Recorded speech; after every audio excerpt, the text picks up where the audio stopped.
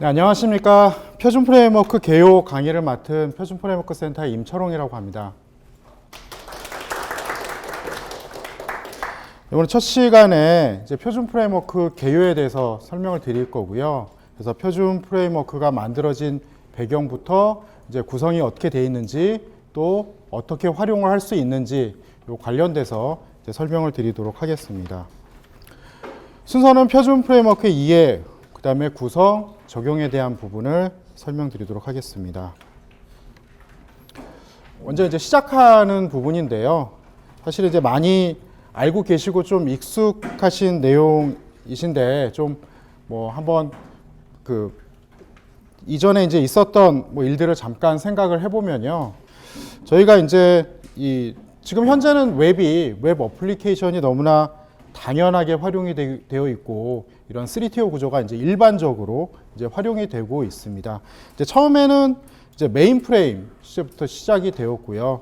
그래서 메인 프레임은 아시겠지만 뭐 단말 어떤 큰 시스템 안에서 모든 어떤 연산이나 어떤 작용들이 다 일어나고 있는 그런 환경이고, 뭐 터미널은 거의 기능이 없는 이제 키보드나 이제 이런 뭐 기능이 거의 없죠. 그냥 모니터하고 키보드만 있는 뭐 이런 환경이었었고요. 그 다음에 이제 클라이언트 서버 환경이 이제 나오면서 이제 개인 PC들이 워낙 성능이 좋아지다 보니까 이 PC의 성능을 이제 활용한 이제 그런 CS 프로그래밍 같은 부분들이 나타났고, 현재도 이제 뭐 활용이 되고 있는 그런 상태입니다. 하지만 대부분은 이제 우리가 3티어 구조라고 부르고 있는 웹 기반의 이제 환경에서 그 어플리케이션들이 동작하는 것이 이제 일반적인 형태가 되었고요.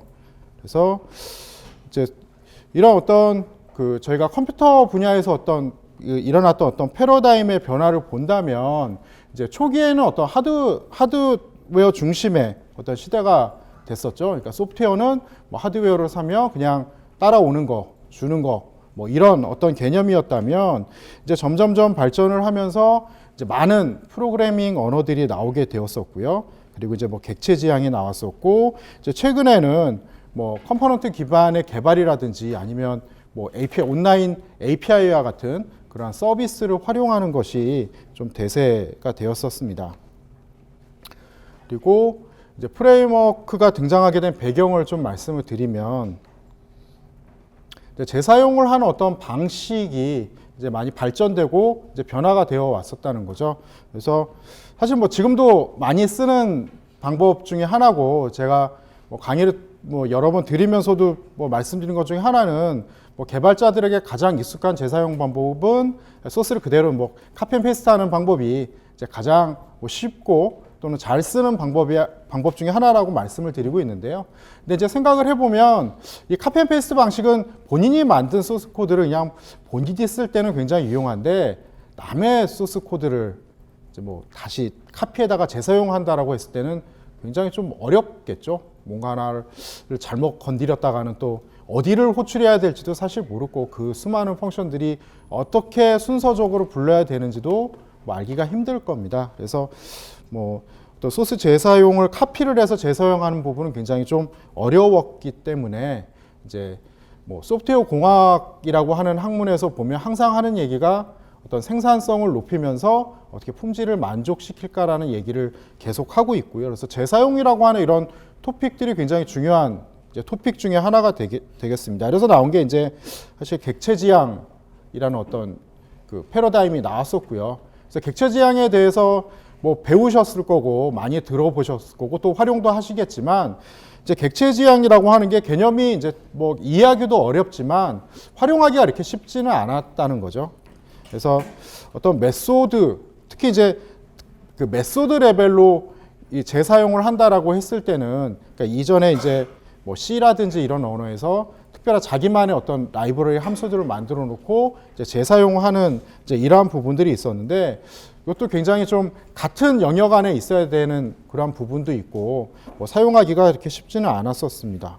그래서 이제 객체 지향이 나오면서 이제 뭐 객체를 이제 상속을 받아서 쓴다든지, 아니면 뭐 인스턴스를 뭐 연결해서 쓰는 뭐 자바에서 저희가 쓰고 있는 뭐 일반적인 방법 같은 형태이긴 한데, 그럼에도 불구하고 객체를 재사용하기라는 것은 뭐 계속해서 이제 이렇게 쉽지가 않은 그런 상황이 되었습니다. 그러니까 일례로 뭐 그런 경험이 있으셨을 겁니다. 그러니까 어떤 좋은 기능이 하나 있어서 이거를 갖다 쓰려고 이 클래스를 갖다 써야지 하고 딱 갖다 썼는데 이게 잘 돌아가면 좋은데 항상 어떤 일이 생겼었죠?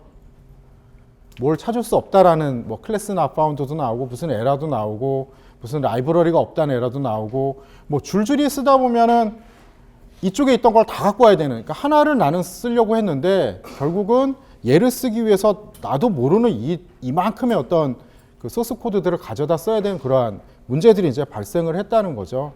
그래서 그리고 나온 개념들이 이제 디자인 패턴이라는 개념이 나왔습니다. 그래서 이제 디자인 패턴에 대한 그 뭐 책들도 많았고 강의도 많이 있었고 최근에는 이제 디자인 패턴이라는 얘기가 그렇게 많이는 나오지는 않고 있어요.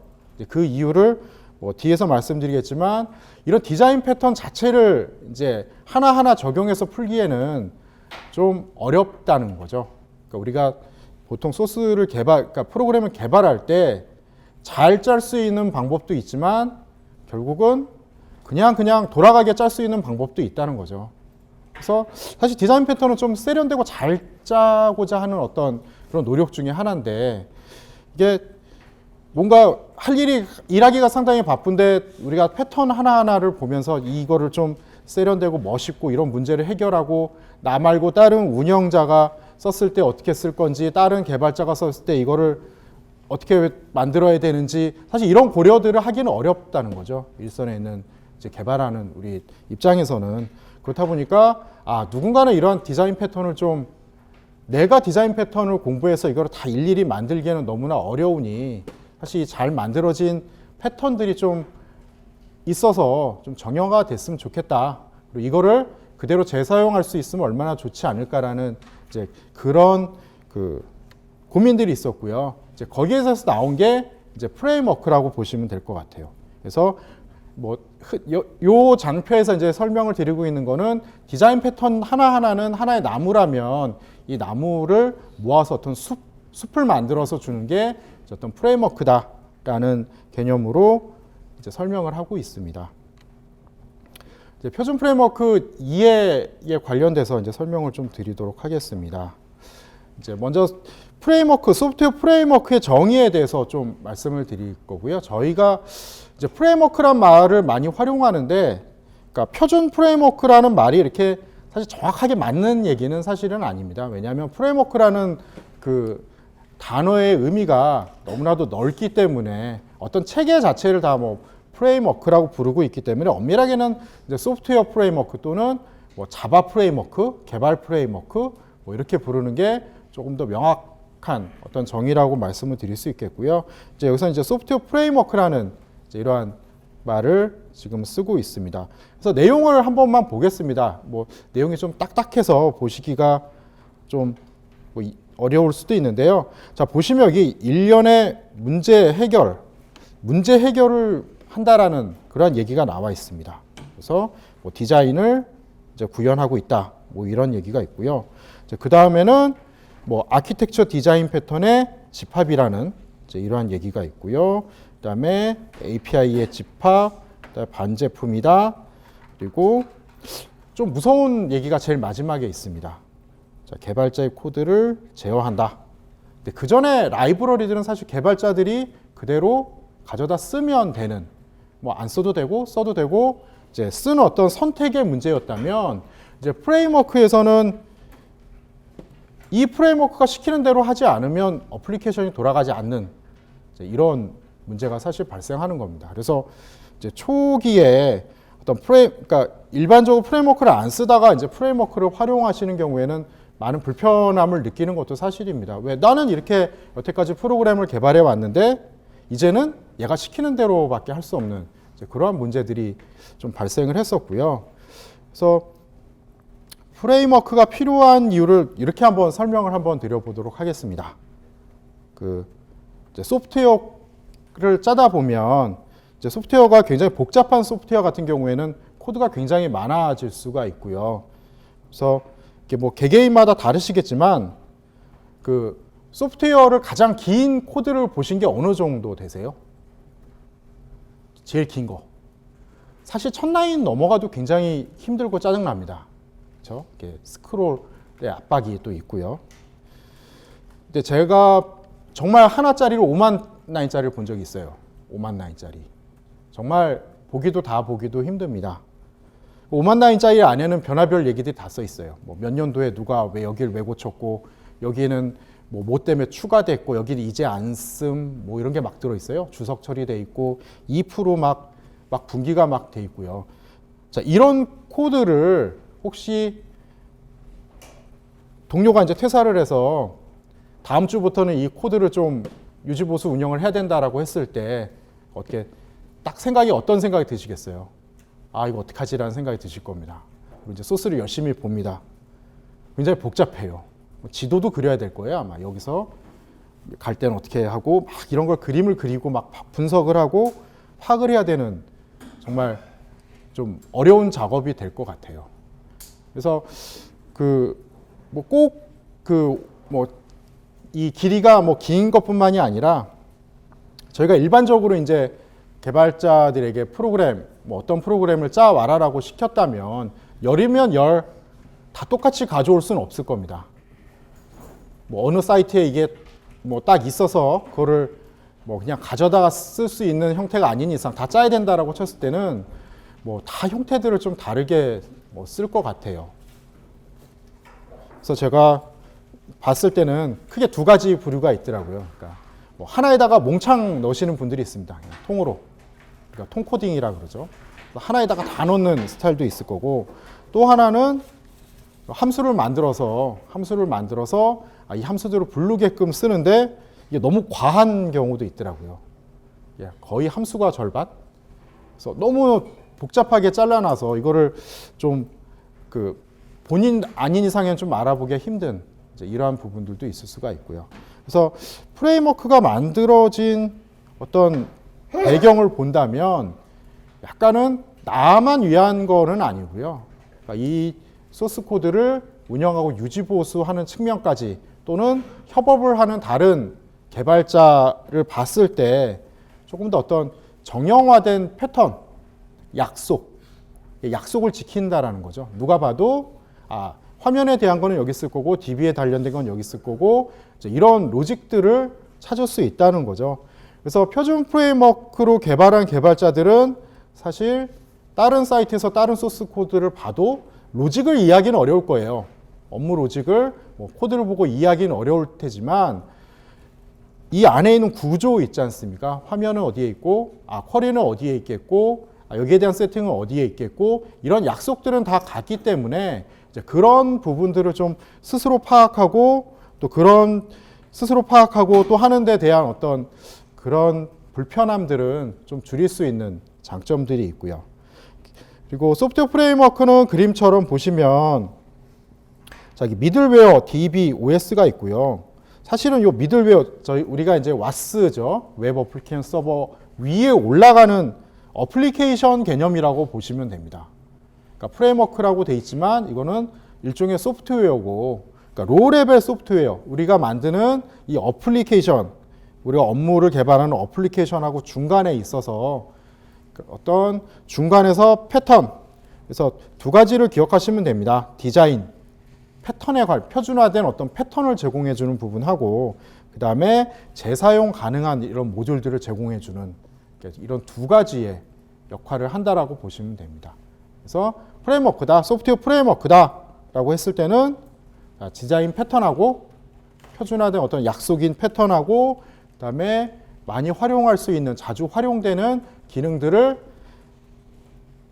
그냥 쉽게 쓸 수 있도록 만들어주는 이런 두 가지의 형태로 돼 있다고 보시면 될 것 같고요. 그래서 패턴에 관련되는 부분은 이제 2일차 내일 배우시는 IOC라든지 AOP라든지 이런 개념들이 약간 패턴에 관련된 부분들이 될 거고요. 그리고 MVC에 관련된 부분도 이제 패턴이 될 거고, 그다음에 잘 쓰이는 API나 이런 부분들은 DB 풀링이라든지 DB 커넥이라든지 이런 또 엑셀 엑셀로 내려받는 기능도 있고요. 메일을 보낸다든지 FTP를 보낸다든지 이런 이제 유틸성의 어떤 기능들도 포함을 하고 있습니다. 그래서 프레임워크하고 뭐 컴포넌트에 대한 뭐 비교를 잠깐만 본다면 이제 그 컴포넌트 자체는 그 기능들을 좀 재사용하고 그러니까 비즈니스적인 또는 기능적인 그걸 가지고 뭐 재사용하는 기능을 제공하는 거라면 이제 프레임워크는 어떤 기반적인 표준하고 약간의 이제 그 개발자들이 활용할 수 있는 어떤 기능들 좀 더 로우레벨한 기능들을 제공한다고 보시면 될 것 같습니다. 그래서 프레임워크 기반 위에서 만들어진 이제 저희가 공통 컴포넌트가 있는데 공통 컴포넌트를 활용해서 이제 활용을 하게끔 되어 있고요. 프레임워크를 활용했을 때에 대한 뭐 좋은 점이 있습니다. 그래서 뭐 개발에 대한 그 용이성이라든지 또는 개발 코드를 좀 줄이는 부분, 뭐 변경을 쉽게 할 수 있는 부분, 그다음에 뭐 재사용성을 높이는 부분, 이제 이러한 부분들이 있고요. 근데 이제 초기에 좀 불편함을 느끼는 부분들이라면 이제 프레임워크를 처음 쓰는 경우에는 이 프레임워크를 이해하고 또는 배우는데 어느 정도 노력과 시간이 필요하다는 저희가 이제 러닝 커브라고 얘기를 하는데 그래서 그러한 부분들이 좀 걸린다라는 좀 초기에 좀 어려움이 있고요. 이런 초기의 어려움이 극복이 된다면 이제 어떤 저희가 소스 코드를 개발하는 데 있어서 좀 더 그 효율적으로 이제 개발을 할 수 있다라는 장점이 있습니다. 이제 다음으로 이제 그 프레임워크를 썼을 때 어떤 프로그램 형태하고 프레임워크를 쓰지 않았을 때 프로그램 형태를 조금 비교를 해본다면 우리가 이제 모델 1이라고 불렸던 이제 그 방식의 개발 방식이 왼쪽에 있는 방식입니다. 그래서 그 JSP 코드가 있고요. 이런 JSP가 JSP 안에 비즈니스 로직하고 화면하고 모든 걸 갖고 있습니다. 그래서 뭐 자바빈을 통해서 데이터베이스에서 갔다가 결과를 받아서 다시 보여주는 JSP 뭐 또는 그 자바빈 클래스를 통해서 연결이 되는 형태가 모델 1 구조가 되겠고요.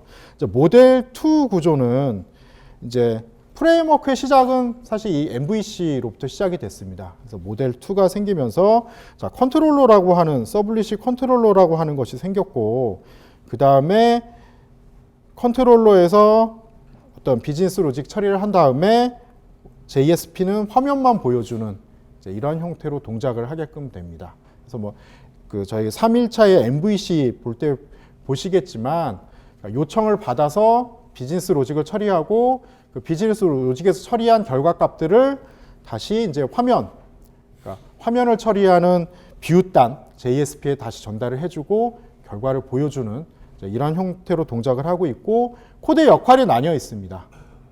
그러니까 JSP는 파라미터를 받아서 처리하고 결과를 보여주는 것까지 다 한 세트에 들어있다면 모델 2 MVC에서는 파라미터를 받아서 처리하는 부분, 비즈니스 로직을 처리하는 부분, 결과를 보여주는 부분들이 코드가 다 나뉘어 있다는 거죠. 그래서 다음과 같은 형태로 보여줄 수 있을 겁니다.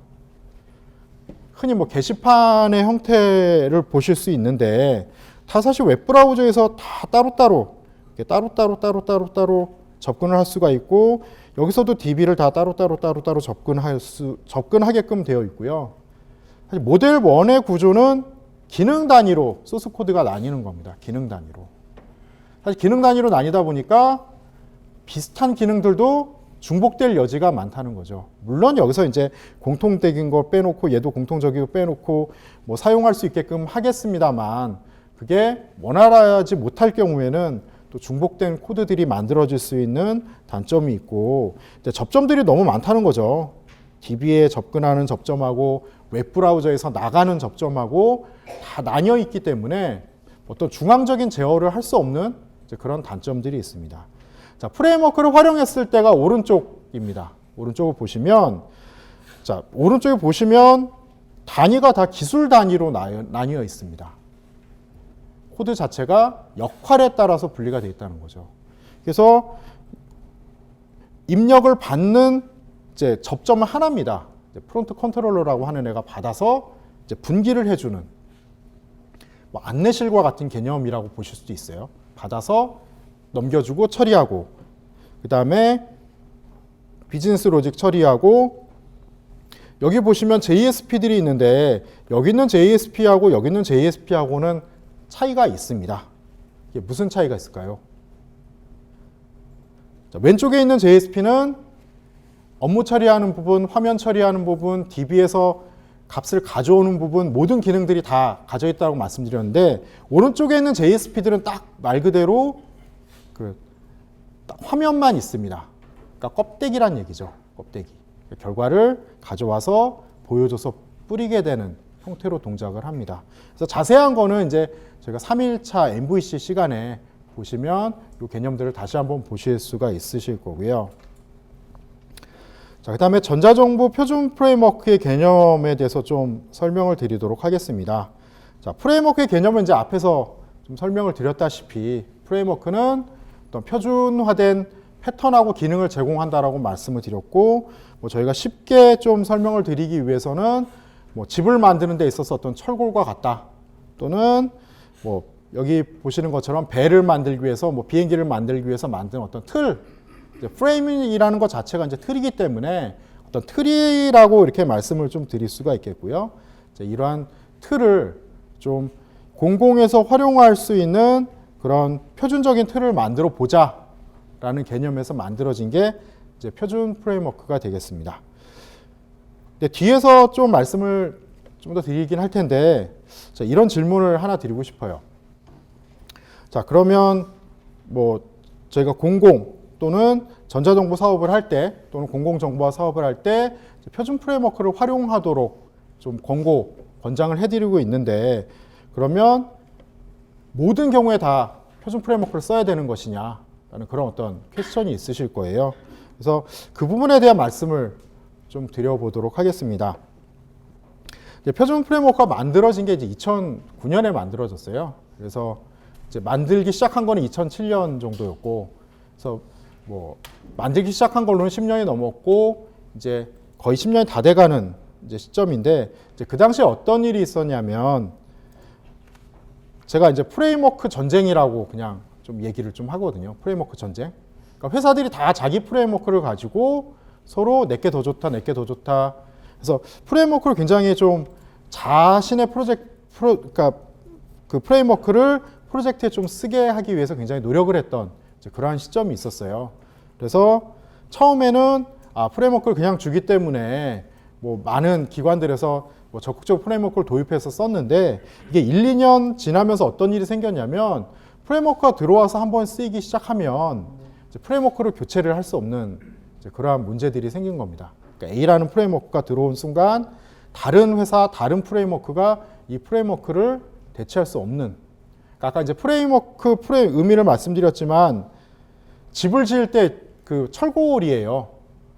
그러면 집을 부시고 다시 짓지 않는 한은 철골만 바꿔서 새로 지을 수는 없잖아요. 리모델링이라고 하는 거 있지만, 리모델링 구조 그대로 두고 사실은 겉을 좀 바꾸는 형태죠.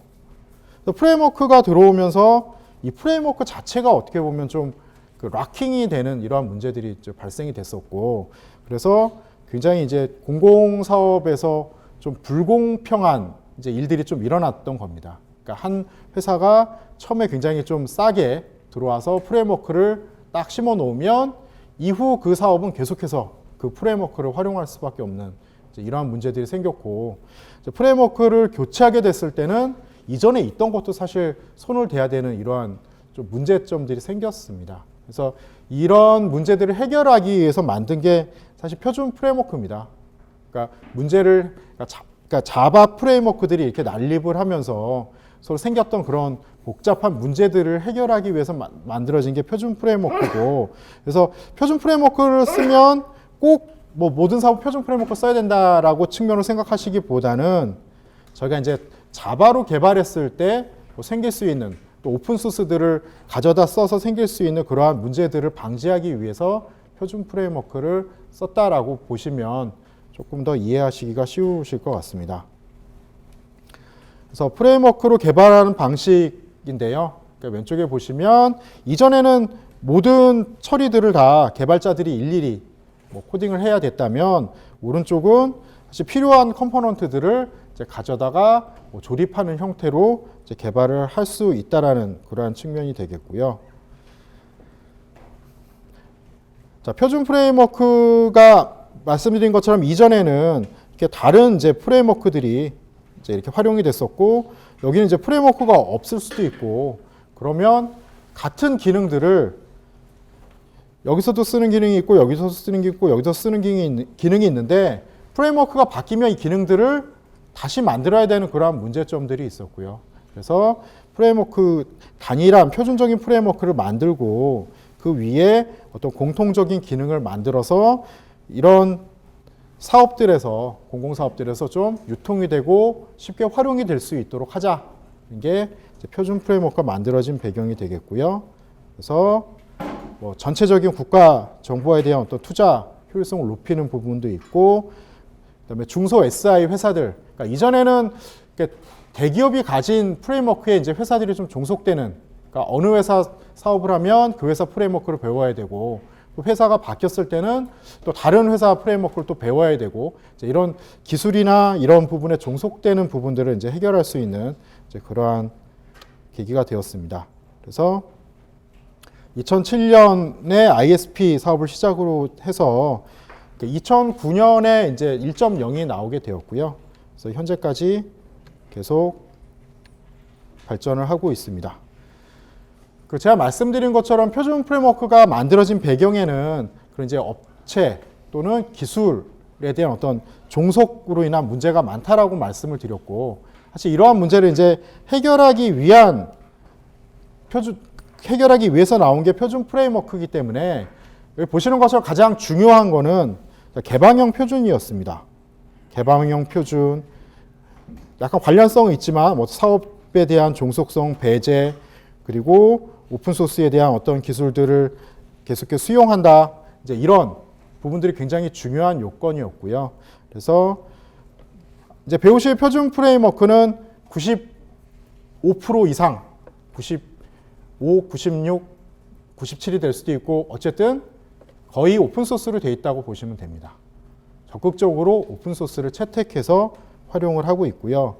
사실 오픈소스를 적극적으로 활용했기 때문에 2009년에 만들어진 표준 프레임워크가 현재까지도 계속해서 확대되고 발전할 수 있었던 원인은 그 오픈소스들의 발전과 함께 표준 프레임워크도 함께 발전을 해왔기 때문이라고 보실 수가 있습니다. 그 다음에 또 한 가지 말씀을 드리고 싶은 부분은 이 부분인데요. 표준 프레임워크가 많은 기능들을 제공해주면 참 좋겠지만, 이제 어떤 기능들은 상용 솔루션하고 좀 겹치는, 그러니까 국내의 어떤 그러니까 솔루션을 개발해서 제공하는 회사의 어떤 좀 영역들을 좀 침해할 수 있는 부분도 사실 있거든요. 그래서 이제 표준 프레임워크에 보면 이제 화면에 관련된 부분들은 이제 일반적인 JSP의 기능들을 제공을 해주고 있는데, 이제 여기에 뭐 UI 기능이나 이런 부분들에 대한 요구도 많이 있었고, 연계나 이런 부분에도 또 필요한 어떤 요구들도 많이 있었지만, 사실은 이제 요 기능을 실제로 이제 상용으로 제공하고 있는 회사들을 이제 보호하기 위한, 또는 그 보호하기 위해서 이제 그런 부분들을 좀 빠진, 기능들이 좀 빠진 그러한 부분도 있고, 그리고 표준 프레임워크 자체가 특정한 어떤 도메인을 지향하고 있지는 않습니다. 저희가 이제 공공도 보면 이제 뭐 공금융에 관련된 부분도 있고, 일반적인 뭐 민원 처리하는 부분도 있고, 행정 처리하는 부분도 있고, 굉장히 도메인들이 굉장히 좀 다양한데, 특정한 도메인에 속하지 않고 또 그 도메인에 어떻게 또 맞출 수는 없는 상황이라서, 이제 기능 자체가 좀 굉장히 좀 바탕이 되는, 좀 기본이 되는 기능들 기본으로 중심으로 좀 제공이 되고 있습니다. 그래서 어떤 뭐 우리가 하려고 하는 어떤 도메인에 맞는 어떤 기능이라든지 또는 세세한 그런 부분들은 이제 직접 좀 만드셔야 되는 부분도 있고, 저희가 원했던 부분들은 이제 그렇게 만들어진 컴포넌트들이 있다면 그것이 좀 같이 공유가 되고 좀 확대 발전하기를 바랬었는데, 이제 그 부분들이 이렇게 쉽지는 않은 것 같습니다. 표준 프레임워크는 2009년 6월에 버전 1.0이 만들어졌고요. 그다음에 이제 모바일에 관련된 부분도 이제 개발이 되었고, 이제 오픈 소스가 계속 발전하면서 패치하고 업그레이드하고 하는 과정들을 거쳐서 현재 3.6 버전까지 만들어진 상태고요. 내년에는 이제 3.7이 만들어져서 이제 출시가 될 예정입니다. 3.6에서 좀 달라진 사항이라면 이제 스프링 4.12를 활용하고 있고 이제 주요 이제 오픈 소스들 주요한 어떤 중심이 되는 오픈 소스들에 대한 이제 업그레이드가 되었다는 점 하고 그리고 이제 디바이스 API에 대한 부분, 그다음에 공통 컴포넌트를 좀 개선하고 그러니까 기능이라든지 UI라든지 이런 부분들을 이제 개선해서 이제 출시를 한 점이 이제 개선 사항이 되겠습니다. 그다음에 표준 프레임워크 구성에 대해서 설명을 드릴 텐데요. 이제 자세한 내용은 3일 동안에 걸쳐서 계속 배우실 겁니다. 그래서 전체적인 구성에 대해서만 좀 설명을 드릴 거고요. 실행 환경, 개발 환경, 그 다음에 관리 환경, 운영 환경 4대 환경하고 공통 컴포넌트로 구성이 되어 있고요. 그래서 실행 환경은 아까 말씀드린 이제 소프트웨어 프레임워크에 대한 부분이고, 그래서 화면 또는 이 업무 흐름이라든지 데이터, 연계 통합에 대한 그러한 처리를 지원을 하고 있고요. 그래서 주로 라이브러리들입니다. 오픈소스 라이브러리라고 보시면 됩니다. 스프링이 가장 많고요. 스프링하고 그다음에 아파치 커먼스 관련된 그런 등등의 오픈소스로 구성이 되어 있다고 보시면 되고요. 이제 개발 환경 같은 경우에는 이클립스에 이제 저희가 플러그인, 그러니까 이클립스에서 활용하시는 기능에 이제 메이븐 기반으로 활용하실 수가 있고, 그 다음에 이제 플러그인들이 이제 들어 있고요. 그래서 이제 서버 개발 환경하고 개인 이제 개발자 개발 환경이 있습니다. 오후 시간에 이제 보실 거고요. 그래서 이제 메이븐 기반으로 이제 빌드하고 이제 통합할 수 있는 환경 제공해 드리고 있고, 이제 서버 측면에서 봤을 때는 이제 형상 관리, 서버전 중심으로 이제 형상 관리가 되고 있고요. 그다음에 저희 허드슨을 통해서 이제 컨티뉴어스 인테그레이션이라고 그러죠. 계속적인 개발하고 배포가 될 수 있는 이제 그러한 배포 환경을 제공하고 있습니다. 그다음에 관리 환경은 저희 이게 표준 프레임워크 센터 내부적으로 쓰는 이제 업무 프로그램이라고 보시면 될 것 같고요. 그래서 따로 이제 배포를 하지는 않습니다. 그리고 운영 환경은 저희가 개발하고 운영할 때 이제 필요한 모니터링 기능들을 제공을 하고 있습니다. 그래서 응답 속도라든지 아니면 실제 자원을 얼만큼 활용하고 있는지 이제 이러한 기능들을 이제 제공을 하고 있고요. 그다음에 공통 컴포넌트는 총 251종이 있고요. 그래서 밑에 보시는 것처럼 모바일 공통 컴포넌트에 대한 부분도 있고요. 이제 가장 많이 쓰이는 부분이라면 로그인이라든지 또는 이쪽 게시판에 관련된 부분들, 공통 코드 관리라든지 메뉴 관리라든지 이제 사이트에서 많이 활용되는, 사업에서 많이 활용되는 기능 중심으로 이제 제공을 하고 있습니다. 그리고 이제 모바일에 관련된 부분도 있고요. 그다음에 이제 요소 기술이라 그래서 스트링을 변환한다든지 스트링을 처리한다든지 이런 요소 기술에 관련된 이제 그러한 기능도 제공을 하고 있습니다. 그다음에 모바일에 관련된 부분이 있는데요. 이제 모바일 같은 경우에는 jQuery 모바일이라고 하는 오픈 소스가 있고요. jQuery 기반인데 이제 jQuery를 기반으로 돼 있고 여기에 이제 UI가 있다고 보시면 됩니다. 그래서 모바일을 위한 화면을 위한 UI가 있다고 보시면 되고요. 그래서 이 UI를 통해서 패널이라든지 버튼이라든지 이런 것들이 정의가 돼 있어서 디자이너가 이렇게 디자인을 하지 않고도 꽤 이게 앱하고 비슷한 형태의 어떤 화면들을 보실 수가 있어요. 그러니까 앱에서 나와 있는 구조들하고 거의 비슷하게 디자인이 되어 있기 때문에 모바일 웹으로 되어 있지만 이게 웹인지 앱인지 조금은 보기는 어려울 정도로 어떻게 보면 좀 UI가 쉽게 구성이 될 수 있도록 되어 있는, 그리고 굉장히 인체공학적입니다. 그래서 보시면 이렇게 버튼 사이즈 같은 것도 이렇게 손으로 눌렀을 때 가장 잘 눌리는 크기로 되어 있고요. 그래서 그런 어떤 인체공학적인 측면도 고려가 되어 있는 그런 형태입니다. 그리고 모바일 디바이스 API가 있습니다. 그래서 모바일 디바이스 API는 저희가 하이브리드 앱이라고도 부르는데요.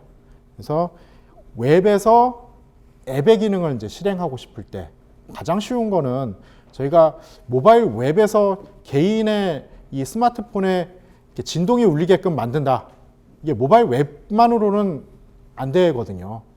웹에서 이 진동 울리게 할 수는 없잖아요. 그리고 웹 상태에서 여기 있는 주소라든지 또는 다른 사람의 전화번호를 이렇게 본다든지 하는 개인의 어떤 정보, 단말의 어떤 정보 또는 단말에 있는 기능들을 실행해야 될 때 이럴 때 활용할 수 있는 것들이 이제 디바이스 API라고 보시면 될 것 같습니다. 그래서 그러니까 웹을 코딩하는 것처럼 좀 코딩을 했는데 내 단말의 어떤 기능들, 단말을 제어하거나 단말에 접근할 수 있는 이런 기능들을 제공하는 게 디바이스 API라고 보시면 됩니다. 표준 프레임워크를 적용하는 방안에 대해서 설명을 좀 드리도록 하겠습니다. 표준 프레임워크가 동작하기 위해서는 이제 기본적으로는 최소 사양이라고 하면 JDK 1.5 이상이 되어야 됩니다. 근데 뭐 아직도 1.4를 쓰고 있는 그런 사업들도 있고요. 그래서 가끔 이제 문의가 들어오기도 합니다. 그래서 뭐 오래됐지만 뭐 1.5 나온 지 정말 오래됐지만 이 부분에 대해서 체크가 가장 먼저 필요하고요. 그다음에 표준 프레임워크 자바로 되어 있습니다. 자바로 되어 있기 때문에 단넷이라든지 또는 뭐 PHP라든지 이런 다른 환경에서는 동작하지 않고요. 그래서 단넷 버전의 표준 프레임워크, PHP 버전의 표준 프레임워크를 좀 만들어 달라라는 얘기도 있었고 그런 의견도 있는데 아까 말씀드린 것처럼 모든 뭐 상황에 관계없이 표준 프레임워크를 꼭 써야 된다라고 하는 게 아니고 자바를 썼을 때 그 발생될 수 있는 문제점들을 해결하기 위해서 만들어진 거기 때문에 이제 자바 어떤 요 환경, 언어를 어떻게 선택하는 데 있어서 표준 프레임워크냐 아니냐의 어떤 문제가 이제 뭐 큰 뭐 첫 번째로 고려될 사항은 아니라는 부분을 좀 말씀을 드리고 싶습니다. 그리고 그다음에 이제 사업 계획을 수립하는 부분이 있겠고요. 이제 요 만들어진 이제 사업 계획에 따라서 이제 표준 프레임워크를 도입하고 활용하고 하는 형태로 만들어지게 되겠고요. 표준 프레임워크를 적용하는 방안에 있어서 뭐 사실 신규 구축하는 경우에는 아무런 뭐 이슈가 없습니다. 뭐 이전에 있던 것들을 뭐 새로 뭐 만든다든지 또는 아예 신규로 만드는 경우에는 상관이 없는데 아니면 새로 만들어진 거하고 이전에 만들어진 거하고 그냥 뭐 DB로 연계를 하던 또는 미들웨어로 연계를 하던 뭐 이건 다른 시스템이기 때문에 상관이 없는데 사실 이제 이러한 경우가 좀 발생될 수가 있습니다. 그러니까 이전에 다른 프레임워크로 만들어진 어떤 어플리케이션이 있는데 여기에 추가 개발을 하면서 그 표준 프레임워크를 활용을 하는, 끼워 넣어서 이제 활용하는 한 지붕에 지금 두 가족이 있는 거죠. 어떻게 보면. 그래서 이 경우에는 사실 뭐 밖에서는 티가 안 나죠. 밖에서 봤을 때는 이게 프레임워크가 두 개 있는지 알 수 없을지 몰라도 내부적으로 개발자는 두 가지의 어떤 표준을 따라야 되는 부분도 있고 이렇게 서로 간의 콜도 잘 안 됩니다. 서로 간의 콜도 안 되는 문제가 발생될 수 있고요. 그래서 뭐 이런 경우는 뭐 어쩔 수 없이 정말 해야 되는 경우가 또 있더라고요. 이제 그런 경우를 제외하고는 뭐 기술적인 관점에서 봤을 때는 좋지 않기 때문에 이 부분은 권장을 해드리지 않는 상황입니다. 자, 그 다음에 라이선스에 관련된 부분인데요. 자, 표준 프레임워크에 활용된 오픈소스 라이선스들은 다 그 검증을 거친, 그러니까 라이선스 활용에 문제가 없는 그러한 그 오픈소스들로 구성이 되어 있습니다. 그래서 각자의 그러한 오픈소스의 라이선스를 따라갑니다. 그래서 뭐 아파치 2.0으로 활용된 오픈소스 그대로 아파치 2.0으로 가는 거고요. 그래서 실행 환경에 관련된 부분들 100% 배포를 하시거나 뭐 개작을 하시거나 쓰셔도 상관이 없는 형태입니다. 아파치 2.0으로 되어 있고요. 그러니까 개발 환경에 관련된 부분들은 뭐 NPL이라든지 이런 코드가 좀 있어요. 그러니까 이거를 고쳤다면 왜 고쳐야 되는지에 대한 뭐 고지를 조금 해야 되는 것들도 있긴 한데 저희가 개발 환경을 직접 고치실 일은 없으십니다. 저희가 개발을 하면서 개발 환경 그대로 쓰시기만 하면 되기 때문에 이런 라이선스에 대한 걱정은 하지 않으셔도 되고요. 그다음에 표준 프레임워크로 새로 만들어진 소스 코드들은 이제 아파치 2.0 라이선스를 채택하고 있기 때문에 이 표준 프레임워크를 가지고 뭐 표준 프레임워크 자체에 대해서 이제 코드를 수정하거나 이거를 딴 데다가 이렇게 배포를 한다거나 이런 부분에 있어서 제약이 있지 않습니다. 상용으로도 활용을 하실 수가 있고요. 다만 이제 이런 경우 있습니다. 실행 환경을 뭐 수정을 개작해도 된다라고 하셨는데 이제 개작해서 그냥 나의 프레임워크라고 그냥 쓰시면 됩니다. 우리 회사 프레임워크 이렇게 쓰셔도 됩니다. 근데 이제 변경을 하신 다음에 내가 만든 표준 프레임워크 4.0 이렇게 해서 올리시면 안 된다는 거죠. 어느 부분을 고쳐서 저희가 3.5를 고쳐서 저희도 표준 프레임워크를 쓰고 있습니다라고 말을 하실 수는 없다는 거죠. 그러니까 마음대로 고쳐서 쓰실 수는 있지만 그걸 고쳐서 쓰시는 순간 그 프레임워크는 표준 프레임워크가 아니다라는 말씀인 겁니다. 물론 이제 그렇게 해서 그냥 쓰셔도 상관은 없습니다. 상관은 없고요. 그래서 임의로 변경하지 말라라는 의미는 이제 그러한 의미에서 말씀을 드린 거고요. 그래서 저희가 적용 점검이라고 하는 서비스를 하고 있습니다. 그래서 표준 프레임워크를 실제로 활용을 했는지 안 했는지에 대한 여부 체크만 합니다. 그래서 여부 체크만 하고 있고 이걸 잘 썼다 안 썼다 이런 부분들은 저희가 체크를 하지는 않고 있고요. 이제 그 경우에 만약에 임의로 고쳐서 쓰셨다면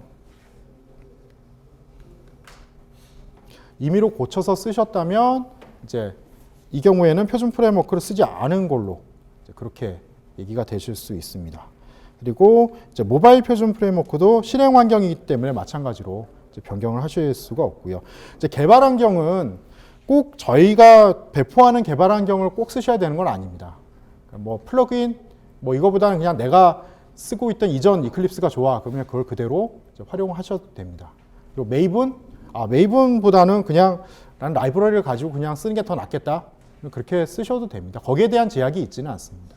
그러니까 이게 좀 뭔가 이거를 좀 불편하게 이 표준 프레임워크에서 뭔가 불편하게 이거 하려고 만들어진 게 아니라 좀 더 새로운 기술이 있고 좀 편리한 게 있다면 그걸 좀 쓰실 수 있도록 보급하고 알려드리는 그런 이제 그 취지로 이제 접근을 해주시면 좋을 것 같고요.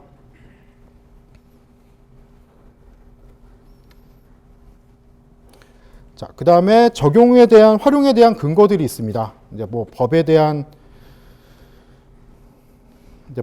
얘기가 좀 나와 있는데요. 사실 여기에 보면 이제 표준 프레임워크를 꼭 반드시 써야 된다라고 나와 있는 그런 규정은 없습니다. 이제 표준 프레임워크 전자정보 지원 사업에서 표준 프레임워크 활용을 권고한다는 부분이 있고, 그다음에 공공 시스템 구축 운영 지침에서도 이제 표준 프레임워크 도입을 이제 권고한다라는 그러한 내용이 있고요. 그래서 앞서 말씀드렸지만 모든 언어를 제쳐두고 꼭 표준 프레임워크를 써야 된다라는 이러한 의미는 아니라는 부분을 좀 말씀을 드리고 싶고요. 그다음에 표준 프레임워크를 활용했을 때 이제 아키텍처 규칙에 대한 부분이 있는데요. 그래서 이 부분들은 이제 2일차, 3일차 하시면서 학습하시는 그 내용들을 그대로 준용해서 활용을 하시면 크게 어려움은 없으실 겁니다. 표준 프레임워크 활용을 하기 위해서는 이제 저희 표준 프레임워크 포탈 홈페이지에서 다운을 받으신 다음에 설치를 하셔가지고 이제 활용을 하실 수가 있고요. 이제 공통 컴포넌트도 마찬가지로 이렇게 필요한 공통 컴포넌트를 이렇게 선택을 하시면 그 공통 컴포넌트들이 필요한 기능들은 자동으로 선택이 되고 이게 이제 머지가 돼서 하나의 프로젝트로 떨어질 수 있는 이런 기능들도 제공을 하고 있습니다. 그다음에 모바일 표준 프레임워크도 이제 마찬가지로 활용하실 수가 있고요. 자, 이제 적용 사례에 대한 부분인데요. 2009년부터 이제 적용이 되기 시작해서 현재는 이제 대부분 공공 프로젝트에서 표준 프레임워크가 활용이 되고 있습니다. 그래서 초기에는 이제 표준 프레임워크가 정말 안전한 거냐, 이상이 없는 거냐, 이제 그런 의구심 내지는 그런 의심을 많이 좀 받았던 것도 사실인데요.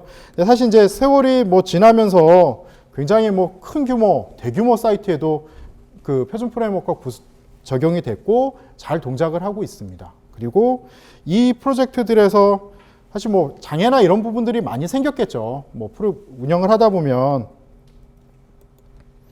시스템 운영을 하다 보면 문제가 생겼거나 이런 부분이 있었겠지만 사실 표준 프레임워크가 심각한 오류가 있어서 이 사이트가 어떻게 잘못됐다 이런 얘기가 있었다면 아마 뉴스나 이런 데 굉장히 많이 나왔을 거고 한번 찾아보시면 뭐 표준 프레임워크 때문에 뭐가 잘못됐다라는 내용은 뭐 찾으시지는 못하실 겁니다. 그러니까 이게 뭐 표준 프레임워크 자체적으로 뭐 이제 워낙 이제 스프링이라는 그런 프레임워크를 쓴 것도 있지만 굉장히 좀 검증된 기술들로 활용을 하고 있기 때문에 이제 그러한 안정적으로 이제 운영이 되고 활용이 되고 있다고 보시면 될 것 같고요.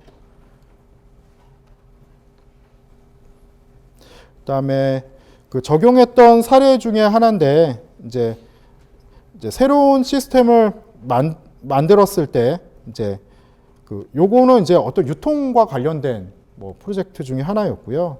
그래서 이제 실제로 여기에는 이제 연계들이 많이 쓰였습니다. 그래서 실제로 뭐 웹 서비스나 웹 서비스를 가지고 여러 기관들하고 그 연계되고 하는 부분들이 많이 있었고요. 그래서 그 표준 프레임워크를 새로 도입해서 만들어졌던 어떤 이런 사례가 되겠고요. 요거는 이제 그 항만에 대한 뭐 어떤 항만 프로젝트에서 활용됐던 어떤 사례가 되겠고요. 이게 MIS란 이름 붙은 거 아시겠지만 MIS에서 가장 중요한 건 이 화면입니다. 입력하는 화면들이 굉장히 많고 대부분 이전에 CS로 개발됐던 부분들을 좀 외부로 전환하는 케이스가 많았기 때문에 이쪽은 좀 이런 인터페이스 UI 쪽에 관련된 부분들이 상당히 좀 그 중요한 프로젝트 중에 하나였었고요. 그 다음에 여기도 이제 뭐 항만이다 보니까 여러 시스템들하고 같이 연계되고 또 같이 동작해야 되는 이제 그런 어떤 요건들이 있었는데 이러한 부분에서 표준 프레임워크가 잘 활용이 됐던 사례이고요. 그 다음에 또 마지막 사례는 뭐 전자정보 표준 프레임워크를 그 회사에서 자체적으로 이제 표준으로 도입해서 활용한 그러한 사례입니다. 그래서 표준 프레임워크를 기반으로 이쪽에 있는 이제 시스템들 각각의 이제 시스템들에 대한 표준으로 이제 만들어서 활용했던 도입해서 활용했던 그런 사례가 되겠습니다.